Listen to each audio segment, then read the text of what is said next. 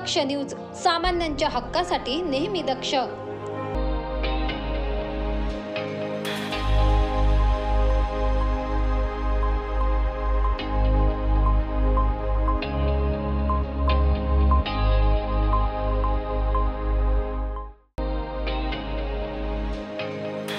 अन्न व औषध प्रशासन नाशिक आणि नाशिक महानगरपालिका यांच्या संयुक्त विद्यमाने दिनांक 28 फेब्रुवारी रोजी ऋग्वेद मंगल कार्यालय तिडके कॉलनी नाशिक येथे फिरत्या अन्न विक्रेत्यांसाठी अन्न हाताळणी आणि स्वच्छतेचे विशेष प्रशिक्षण आयोजित करण्यात आले। या कार्यक्रमाची सुरुवात मान्यवरांच्या हस्ते दीप प्रज्वलनाने करण्यात आली। या प्रशिक्षणात पाणीपुरी ठेले, भेळपुरी ठेले, चायनीज गाड्या, भाजीपाला विक्रेते, व्यावसायिक वडापाव विक्रेते, भजे विक्रेते, आईस्क्रीम विक्रेते तसेच इतर अन्न पदार्थ विक्रेत्यांना अन्न हाताळणीचे योग्य मार्गदर्शन देण्यात आले।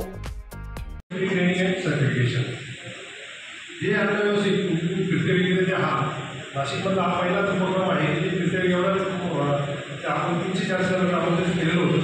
जवळपास 200च्या आसपास संख्या झालेली आहे आता। आणि नाशिकमधला हा पहिलाच उपक्रम इंग्लिश स्ट्रीट फूड वेंडरसाठी आपण ठेवलेला आहे।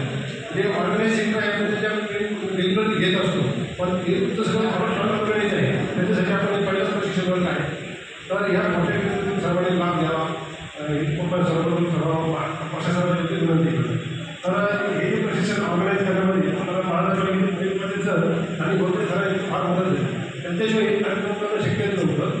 त्यामुळे त्यांच्या प्रशासनाला आभार मानतो आणि आपलं सामान्य आभार मानतो। आणि आता तुम्ही समजा दुबे मॅडम आहे, तिथं प्रशिक्षण घेणार आहे, सुमारे 2-2.25 तासाचं प्रशिक्षण आहे। आपण म्हणलं नाही गाव जेणेकरून तुमच्या ज्ञानामध्ये भर पडेल आणि ग्राहकांना चांगल्या पद्धतीचं अन्न मिळेल। धन्यवाद।